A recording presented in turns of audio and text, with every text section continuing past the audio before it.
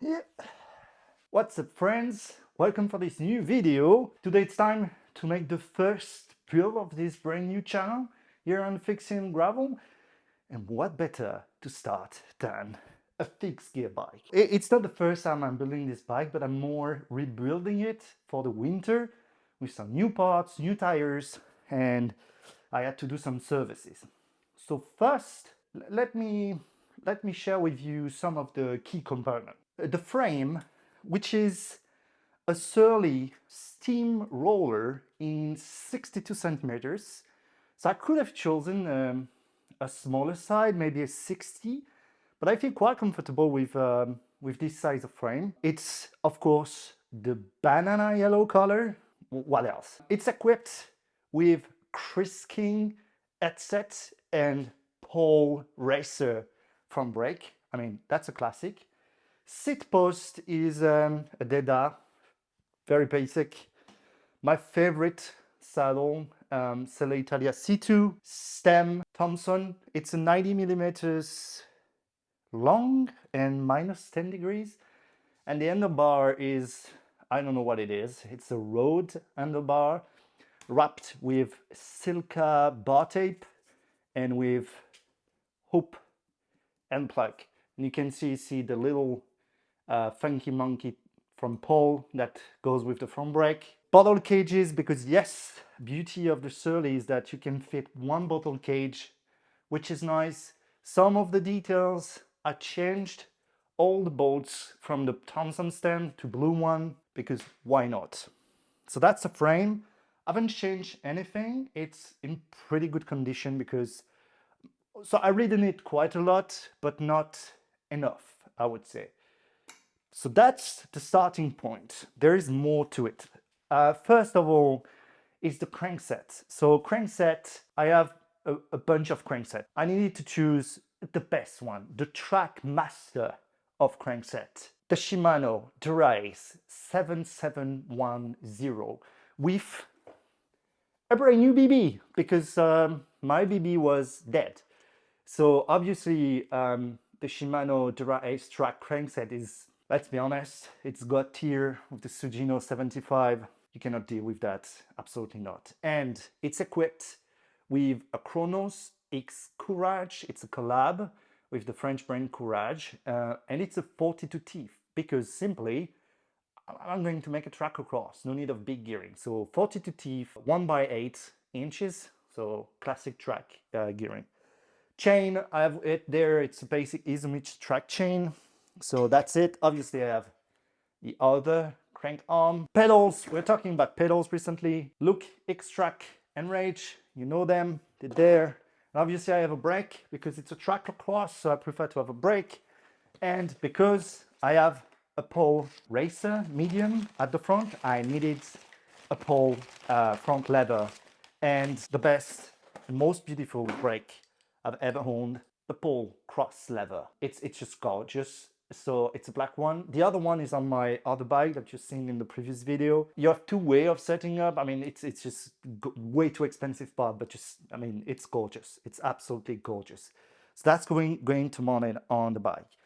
Next, and you saw them on the back, the wheels. We have a very, very nice set of God tier rims with above average hub. The rims H plus on archetype in black, they are gorgeous. The hub, a BLB King hub, perfect. So front and rear. On the rear, it's double-sided with fixed gear, and front I have 42 tooth chainring, rear 70 tooth cog.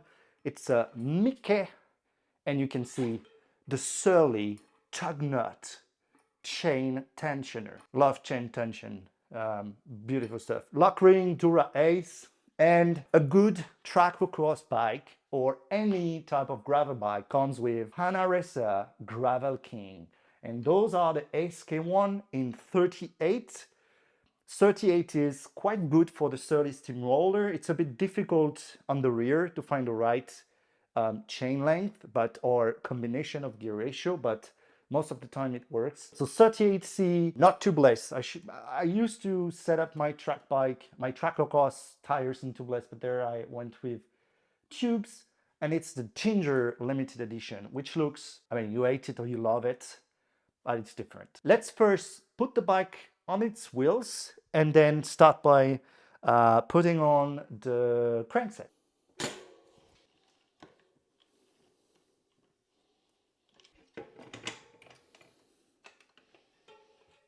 So it's preset. We will obviously change when we put the chain on, but it's pretty cool.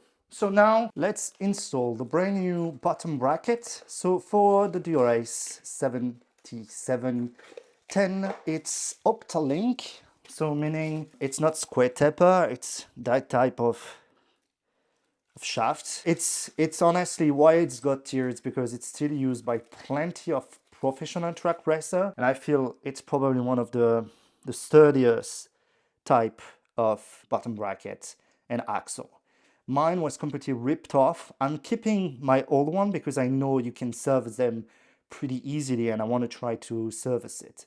So right, left, let's do it. Let's apply some grease.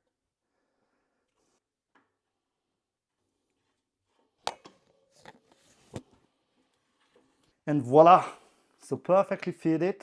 It spins quite good. And now what we can do, it's the next step, is we take a crank arm. You need to make sure you line properly, because sometimes it misaligned. You will feel it for sure. And there, it's aligned. And you need to really make sure you tighten this enough, because if not, it's bad, brother. It's bad. Let me do the same on the other side and I'm coming back to you. Here we go, fully attached left and right crank arms, so it's spinning really freely. As you can see, I put some very fancy titanium bolts from AliExpress. Nothing really, it's shameful. And also I put some wrap to protect the crank arm and also the writing. So now, next step, we need to put the chain on. So let's do that. What I like to do is to really try to slam as much as possible here. Here we are pretty good, so I would say this is not really safe as it is right now. Then I put the chain on my rear cog, then trying there and there, and I see where am I. I have to say, okay, I can't tell you how difficult that was. So you see I'm really at the rear of the dropper, but I don't think that will be a big issue because I'm really at the limit, but the screw is quite big. So yeah, chain is good, but with such a big tires on the Steamroller, it's actually really hard to find a good ratio. Maybe with 44 at the front and 17 at the back, could have stayed with the same chain length. That's first things done. Off screen, I'm going to do the pedals, because you don't need to do that. And then we go on for the front brake. There is a bit of a change of plan, because the bars here are, yes, indeed pretty good. And I kind of like it, so you can see I already mounted the front brake. But I think for tracklocross, it's actually way better to have flat bar. And also I was really struggling with the tires because they are really wide. And in the end, I'm not really satisfied by how it looks on the rear. So made some purchase and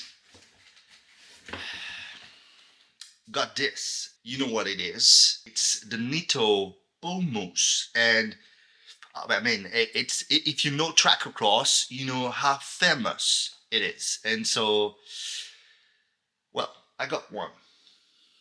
Yep.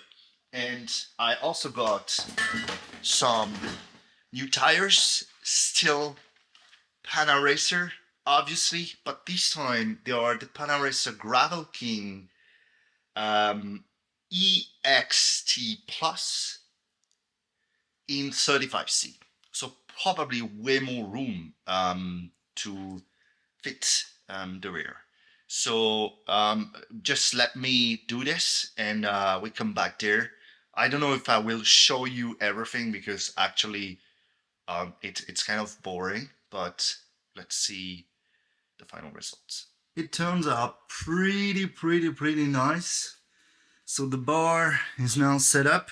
So there's a bit of rise, which makes it really cool. The tires are great, and also at the rear, as you can see, I have a lot of gap. I'm pretty sure I can fit a 19 tooth instead of 17, so that would make 42 19s, which I think should look better. But yeah, these bars are just gorgeous, really nice.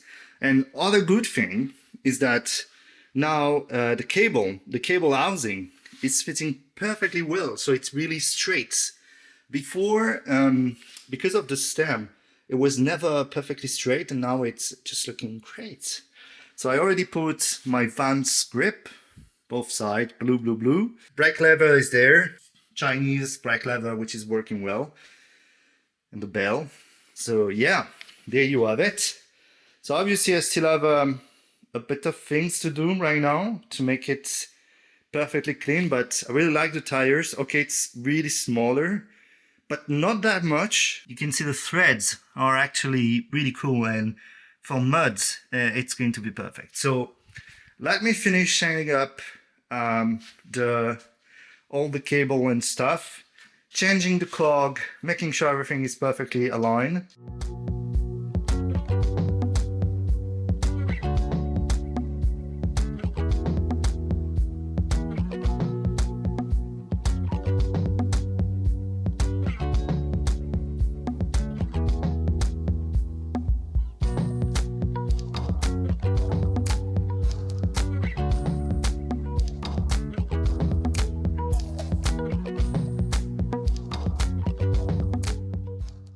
So one thing I'm really happy about is that the 19 tooth cog is actually working. So it's a Courage cog. I'm really happy because it fits with this 35mm tires, because so the eighth of the tire is better. So I can fit it and I can just use this chain tensioner also, which is perfect. And I'm really happy about this because this chain tensioner from Surly is actually, it's just great, honestly. It's a type of tool that you really want to have. So I will tension the chain properly, and then we will finish this video.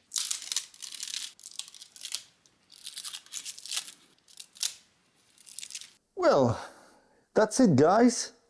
That's my Surly Steamroller. I have to say, I had many versions of it, quite a few.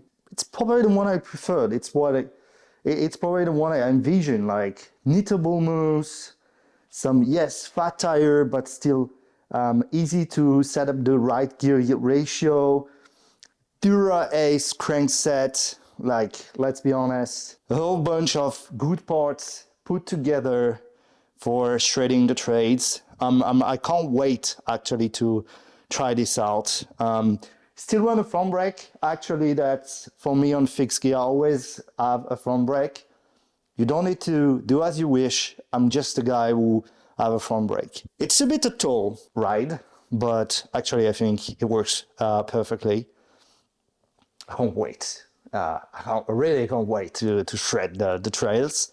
Of course, I will have some POV videos coming soon to show you that. But yeah, a bunch of good parts put together, and I'm quite happy about the outcome. That's it for the video. Tell me what you think about this build. If you also have a steamroller, I'm really excited to and curious to know what type of setup do you have. Always remember to keep your chain tight, bro, and see you next one.